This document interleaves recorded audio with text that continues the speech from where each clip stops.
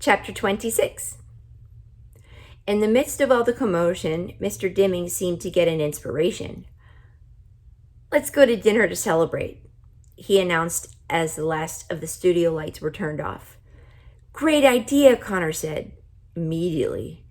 "I'm starving," said Amanda. Even though I wasn't on camera, I'd been too nervous to eat all day. "Me too," Elena added. "How about linguinis?" Connor suggested.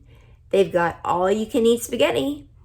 Leave it to Connor to know all the best places to eat. "They might go out of business after you show up, Connor," Mr. Dimming said with a laugh. "Don't go embarrassing me now." "Don't worry, Mr. D. My max is about 12 bowls of spaghetti."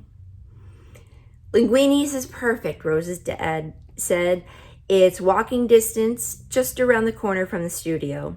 These kids deserve a special night out." I looked at Mom, not sure if this was a good idea. Then Elena walked over to me and said, "You'll come too, won't you?" "Yeah, Melody," Rose added. "Come with us. You did really great tonight." "We couldn't have won without you," Connor said as he buttoned up his coat. Their words made me feel like one of the helium balloons that some families had brought. "Well, I wouldn't go that far," Molly said, glancing at Claire. "Balloons do pop." "You weren't up there," Connor reminded Molly. "So you coming or not?" Rose asked. "Sure," I tapped. "It will be fun." I glanced at Mom again, who nodded. Dad took Penny home, and Mrs. V gave me a hug and promised she'd see me in the morning. The air was brisk and the conversation silly as we headed for the restaurant. "How many windows do you think are in that office building?" Connor shouted, pointing to the tallest one we could see. 5,274, Rose answered. "Man, you're good," Rodney said. "How did you know that?" "How do you think I got on the quiz team?" Rose told him. "I've got smarts." "She's just guessing," Molly told Rodney. "You believe anything." The restaurant had been in that location for years. The outside entrance was designed to look like a bistro from a small Italian village. Painted grape leaves and tiny white lights decorated the bricks around the door. The door. When Connor's dad opened it for everyone to enter, Connor and Rodney bounded up the steps. Steps! 5 stone steps led upstairs to the dining area. Everyone, including Mr. Dimming, rushed past me and Mom. Finally, Connor's dad, the last to go up, looked at me, looked at the stairs, and the light bulb came on. "Oh, do you need some help?" he asked. He was large like his son. I bet he could swallow a few bowls of pasta as well. Mom replied, "Would you be so kind as to ask an employee where their wheelchair ramp is located?" As if glad to have something to do, Mr. Bates dashed up the steps. Mom and I sat there alone. Cold. A waiter dressed in black rushed down moments later. "I'm so sorry. We have an elevator in the back, but it went on the fritz this afternoon. The technician is coming to fix it first thing in the morning." "That's not going to help us tonight, is it?"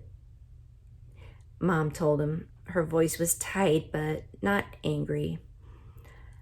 "I'd be glad to help you carry her up the steps," he offered. "No," I tapped. My eyes begged Mom. Mom told him, "Just hold the door for us, young man. We'll be fine."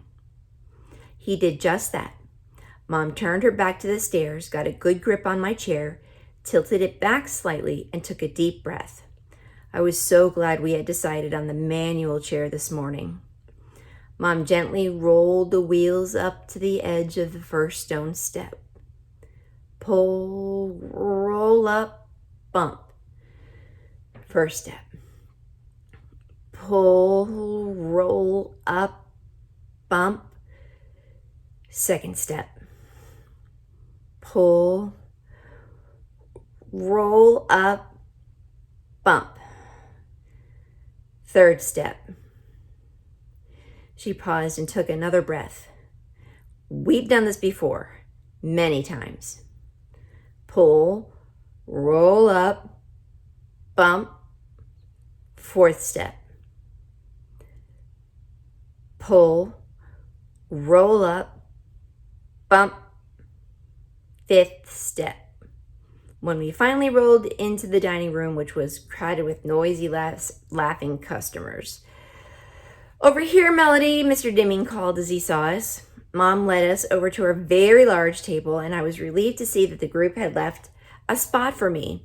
With all the kids on the team, plus their parents, we took up a big chunk of the table space in the whole place. In some restaurants, the tables are too low for my chair, but this time I was able to glide perfectly into place.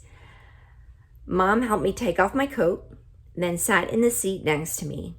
She gulped the water from her glass and asked for a refill. The waitress began to take orders. Rodney and his parents ordered a large mushroom and onion pizza. We're vegetarians, Rodney explained. I had no idea. Can I get a steak, Dad? Connor asked. His dad clapped him on the back. Sure, I think I'll have one myself. For this one night, you can get anything you want. Connor's eyes got large. A whole chocolate cake? You'll barf, boy, his dad replied. I want the pasta delight, Rose told the waitress, with extra cheese. Me too, said Amanda. May I have the spaghetti and meatballs, please? Elena asked. Claire and Molly both ordered lasagna. When the waitress got to me and Mom, I was ready. I'll have mac and cheese, please, I made Elvira say. The waitress looked a little surprised, since most of the machine was tucked under the table, but she was cool and acted as if she got orders from maid talkers every day. Sure, hon, coming right up. You want some salad with that? No, thanks. She gave me a real big smile, then took Mom's order. Only Mom would order baked fish at an Italian restaurant. As we waited for our food, the cheerful mood continued. Our tables were covered with white paper instead of tablecloths, so everybody, including the adults, had been given crayons and markers. Look at this! I drew a giant monster rabbit, Connor had said. He glanced at Rose's drawing, then added large green teeth to his own. And it's gonna eat that wimpy bug you just drew, he told her. Rose laughed. Well, this is a poisonous spider, and it's gonna bite your silly old rabbit.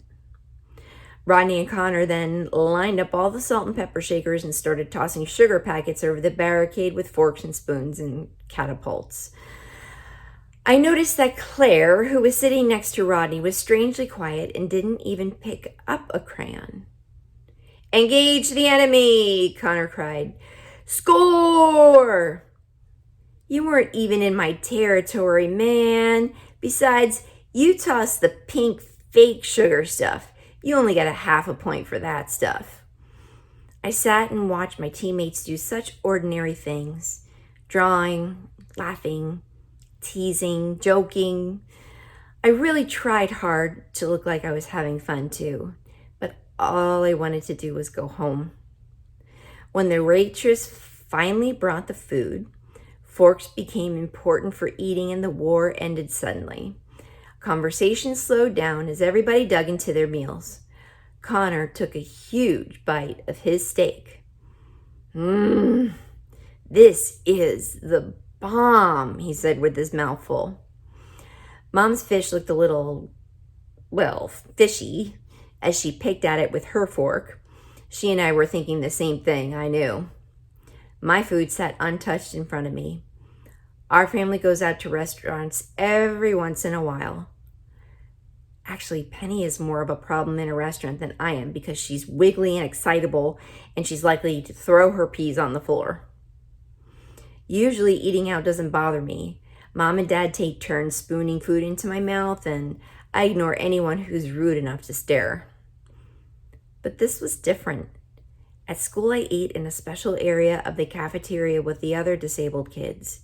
The aides put bibs on us, feed us, wipe our mouths when we're done.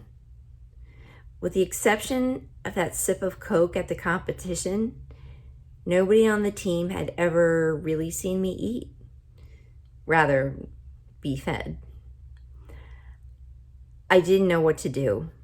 My food sat there getting cold. I looked at Mom. She looked at me. She picked up the spoon and looked at me with the question on her face. I nodded very carefully. She placed a spoonful of pasta in my mouth. I swallowed but did not spill. I saw Molly poke Claire, and they exchanged looks. Mom spooned one more portion into my mouth. I swallowed. I did not spill. We continued one spoonful at a time. I was so hungry. Nobody said anything, but I saw them look down at their plates with way too much attention. It got quiet.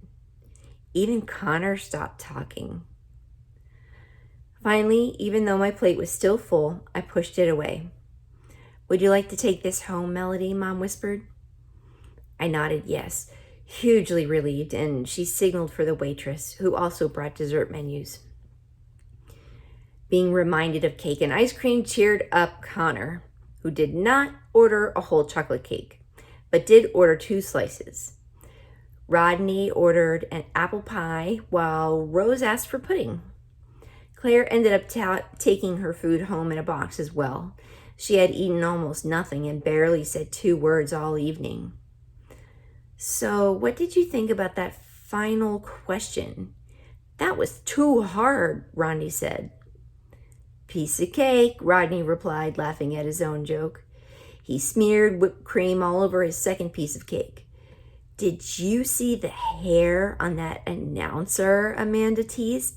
"It never moved." "Must have been made of plastic," Rose said, laughing. "What are you wearing to the DC competition?" Rose asked Claire. Claire just shrugged. "I wonder if we'll get to visit the White House while we're there," Amanda mused. "That would be awesome." "I believe it's on our agenda for Saturday," Mr. Deming replied enthusiastically. "I'm excited about that as well."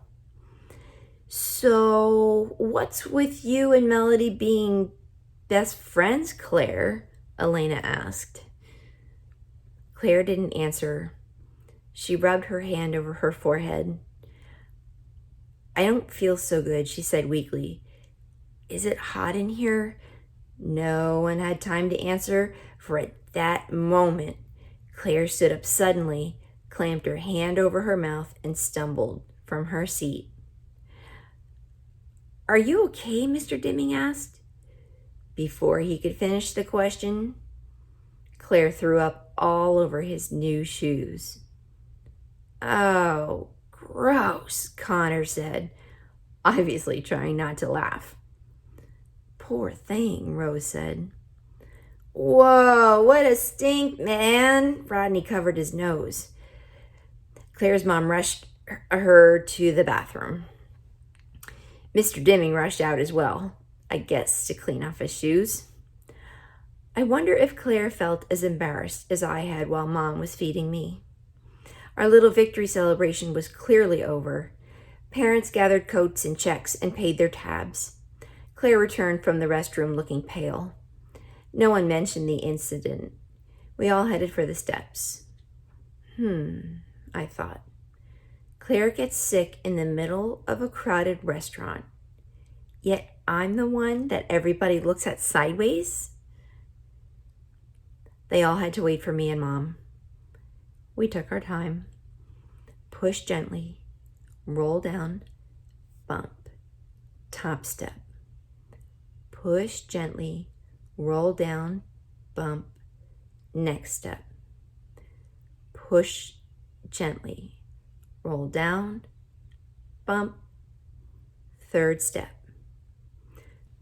5 bumps down to the bottom of the steps, and I was still so hungry.